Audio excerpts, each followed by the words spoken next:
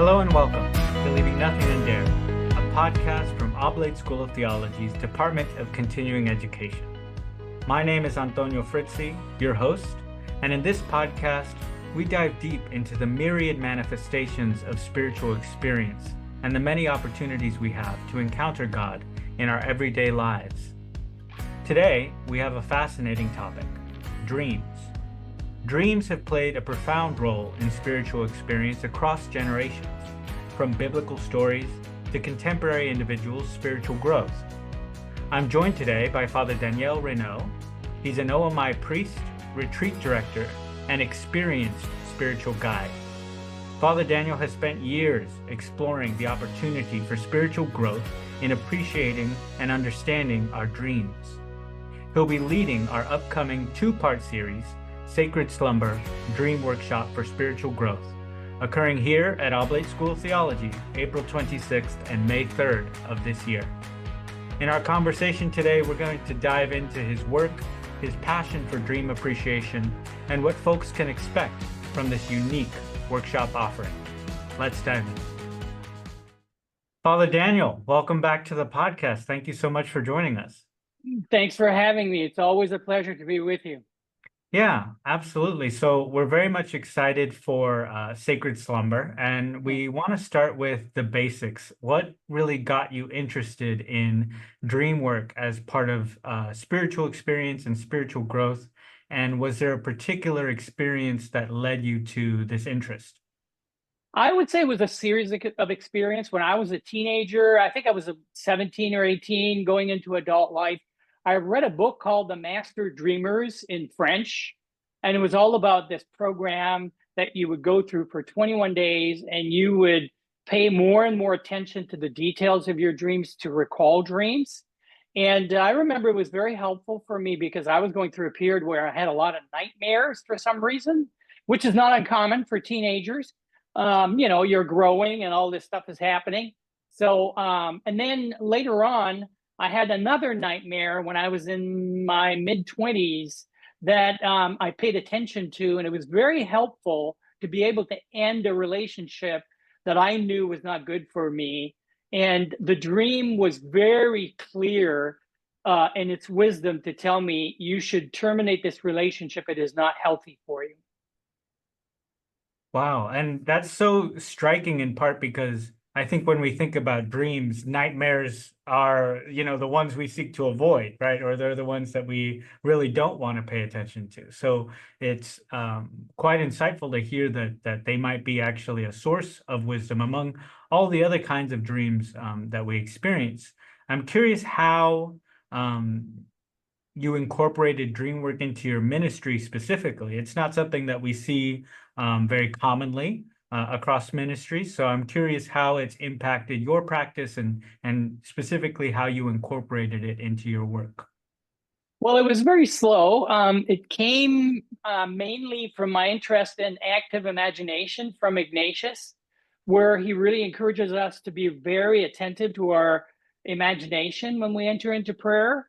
And then it wasn't a big leap for me to go to Carl Jung and then discover that he also had a practice called active imagination, which was pulling some of the images and quote unquote juices out of your dream and moving them forward so that some of the emotions that were attached to the images and the symbols could be processed as you would do active imagination with them. So active imagination for Carl Jung and for Ignatius were very different, but in fact, there are some connection. And my idea is that they come from the same reservoir, basically. So when I do spiritual direction, that's when I encounter people wanting to talk about their dreams.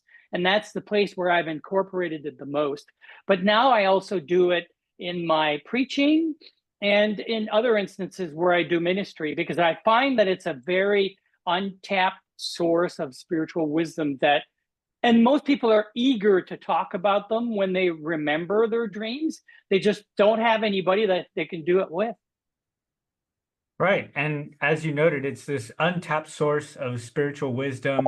I pointed out we don't see it that commonly, but that's a little surprising for Christians, especially because we see throughout our scripture that dreams play an important role, right? We can think of Joseph interpreting dreams for Pharaoh. We can think Yes. of Saint Joseph, Mary's husband, right, being guided by dreams. So I'm curious, how do you view dreams as this continual avenue of communication for us with God or in our spiritual experience? How does that fit into our framework of Christian experience? Well, I would say that we need to reclaim the role that dreams had in the first 5 centuries in Christianity. The church fathers spoke about them. One of the church fathers, who was a bishop, wrote a treatise on it. So obviously it had a bigger importance, or should I say it had more place and was seen as less something that you would not pay attention to. And one of the major reasons for that is the Enlightenment, but also before that. So we became very rational people, especially in our theology and in our way of even looking at spirituality. And looking at dreams is it's a very irrational place. You know, when you think about it, a lot of dreams, they don't make much sense because they're speaking a different language. So that language used to be known by our ancestors in the faith. And you might say that right up to about the 10th or 12th century, people were comfortable speaking about their dreams. What actually happened is when Jerome translated the Greek and the Jewish Old and New Testament into Latin, he equated dreams with witchcraft because he said that because the barbarians were engaged in these magical things, that we shouldn't engage in them. And so Jerome had to throw away the baby with the bathwater. It's true that we don't want to engage in things that we know are not healthy for us, but there is something healthy about looking at our dreams, because not all dreams come from God, but many of them could be places where God is speaking to us, if only we could listen. A Jewish man once said, when you don't look at your dreams, it's like receiving a letter from God and not opening it. Wow. Yeah. And I think, part of that illustration points to the immense value in doing this in a context of a guide and a group joined together in common cause, right? It's not necessarily, at least in the beginning stages, we might be so eager to venture out on our own in this journey. So I think the upcoming workshop, Sacred Slumber, provides this kind of context and opportunity. As I mentioned in our introduction, it's a two-part series. Could you speak a bit to what folks might expect from these two sessions, and then especially how they might be guided in interpreting their dreams? Sure. So one thing that I want to make clear is that I'm not so much inclined to use the word interpretation. I prefer the word appreciation. And the reason is that it's very process oriented. So it's not so much about the knowledge, because we're not psychotherapists, right? We do this for our own spiritual growth. And one of the misconceptions about dreams is we think that dreams are things that we do in the psychoanalyst's cabinet or in a therapist's office. And I want to open that up so that we can interpret, or should I say appreciate. See, I use the word interpret because that's the word we always associate with the word dream. And what we're going to be doing in these workshops is we're going to learn how to have certain ways of recalling dreams, because some people only recall a few.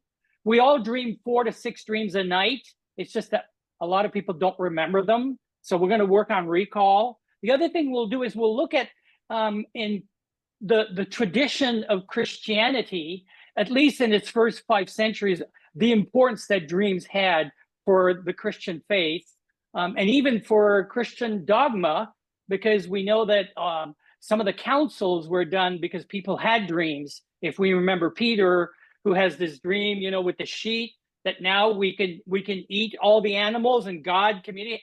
This is done through a vision. He's awake, but it's part of the dream category. So the other thing we'll do is we'll learn to do one-on-one. So we will ask people to bring a dream. They don't need to bring more than one. And I will give a process where they will learn to appreciate the dream by listening to the person, asking certain questions, and respecting a process so that the process provides the safety that we all need when we share something that's so personal, such as dreams. Yeah, absolutely. And what strikes me again by this distinction between appreciation and interpretation, art comes to mind, right? And we might think, well, it's incumbent on museum directors or art critics to interpret works of art, whereas appreciation is something that anyone who goes to SAMA or the McNay or something around, anyone can appreciate a great work of art. And I think the same ethos is present in this approach to dream work, that appreciation is certainly an avenue that's accessible to a lot of. Very accessible. Anyone can take this dream workshop. You don't need to have prior experience. You don't need to consider yourself a specialist of anything. You don't need to have any background in therapy. I mean, it might help, but it's not necessary because we all dream. It's a very natural phenomenon. In fact, when you think about it, I don't know of many people that have a good personal relationship either with their kids or with their parents or with someone that they're partnered with or married, where they say, I dreamt something really weird this morning. I would imagine that most people say that at breakfast. Not all, but the ones that, I had this strength. And so there's this eagerness to talk about it. So we're able to talk about it with other people. I'm just giving tools for people to be able to do it with their family members and with their partners so that there's a certain framework where they'll feel comfortable doing it and they'll feel more able to recognize what God might be trying to tell them through their dreams. Absolutely. And, you mentioned earlier some misconceptions about dreams, right? And in contrast to this eagerness that I think we all feel to share these experiences, we're often met with a response that says, look, dreams are random brain activity. We don't really need to pay attention to them. This kind of more skeptical approach. What's your response to that approach to dreams, holding them as something kind of empty or just random? In our Yeah. experience? Well, I would imagine some of them are random because dreams also act as a way for us to update our brains during the night. So we process different things. So it could be that we saw something or ate something and it influenced our dream. But I think most dreams really want to communicate something. And my approach to that is that if God speaks to us when we're conscious, why is it impossible that he speaks to us while we're unconscious? When we're most open to listening. The difficulty is the language that's being spoken is kind of, it's like a difficult part of scripture. You go, what? And by the way, the book of the Apocalypse is an entire dream. I mean, it's a huge dream. That's what it says at the beginning. I had these visions. And so the whole book is about, and it's confusing, but when you have the tools that you need, you can approach it. So I think that it's possible that our brain are kind of like figuring things out, but we also need to know that dreams also have a very powerful spiritual meaning, and for many reasons. For instance, we might be visited by some loved ones in our dreams, or we could have a dream about what's going on in our bodies. I had a dream recently about being sick, and I mean, it was so helpful to have the peace and the figure of the person that came into my dream. It was my dad, actually, who gave me a lot of peace. So when I woke up in the morning, a lot of my anxiety, because I listened to what the dream was telling me, was abated, where I could find peace even in a difficult moment in my life, dealing with sickness and illness.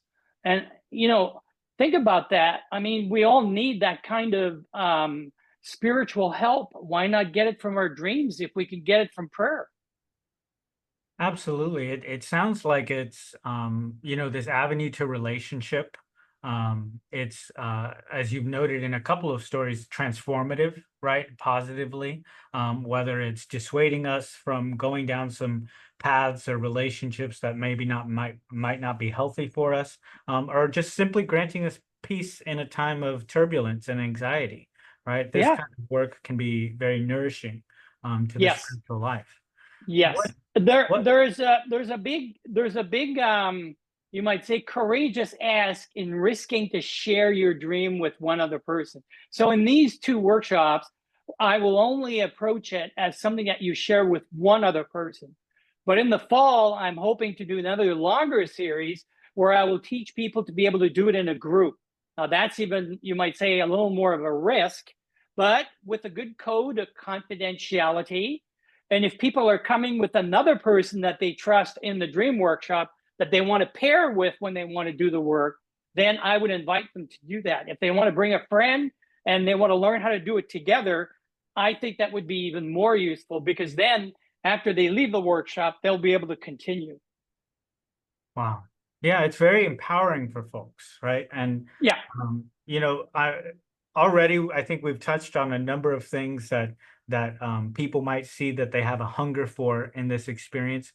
Is there anything else that you would hope participants take away from the experience of sacred slumber? And if someone's considering but not sure, what might you say to encourage them? I would say to encourage them to, like anything else that you do, to advance or to improve your relationship with God and with others, that you need to kind of like push yourself a little, especially if you're an introvert, being in a big group, you're not comfortable. People will be able to engage at the level that they want to. I don't force anybody to do anything. And I will also communicate information. So the workshop will have a component of content that will be shared, and also practices that will be offered, and practices that we will do in the workshop. So I would say, if you're not sure, show up at the first one, and then if you don't want to show up at the second one, that's fine. I really am very comfortable with people saying that's not my cup of tea, but why not try it? You've got nothing to lose, really. In fact, you might even gain something that you don't know that God has in store for you in this workshop. We believe in the God of surprises, so why not surprise yourself by attending this workshop, and you'll see what will come of it. That's beautiful. The God of surprises. I love that. Yeah. Well, thank you, Father, for this insightful conversation, for sharing your experience and insight into dream work. I think myself, certainly, but many of our listeners are going to be eager to explore this more deeply with you. So I thank you for your time this morning. And I encourage everyone who might be interested, please, Father Daniel is a wonderful facilitator, as I'm sure many of you know. And this is an excellent opportunity to go a little more deeply into that language God is whispering. Yeah, exactly. Yeah. And the last thing I would ask people to do is pray. Pray if this is for you. Ask God, should I go to this? Do you have something in store for me? Thank you very much. Thank you very much. For those of you interested, Sacred Slumber, Dream Workshop for Spiritual Growth will take place on 2 Saturdays, April 26th and May 3rd of this year. It'll occur here at Oblate School of Theology from 9 a.m. to 11 a.m. and registration is only $60. You can find more information and sign up at ost.edu. Before you go, I'll leave you with a passage from Scripture. This comes from the book of Joel, chapter 2, verse 28. And it shall come to pass afterward that I will pour out my spirit on all flesh. Your sons and your daughters shall prophesy, your elders shall dream dreams, and your youth shall see visions. Thank you for joining us again at Leaving Nothing Undared. If you enjoyed this conversation, please, we invite you to share it with someone who might find it meaningful. And until next time, keep seeking, keep dreaming, and keep leaving nothing undared for the gospel. God bless you.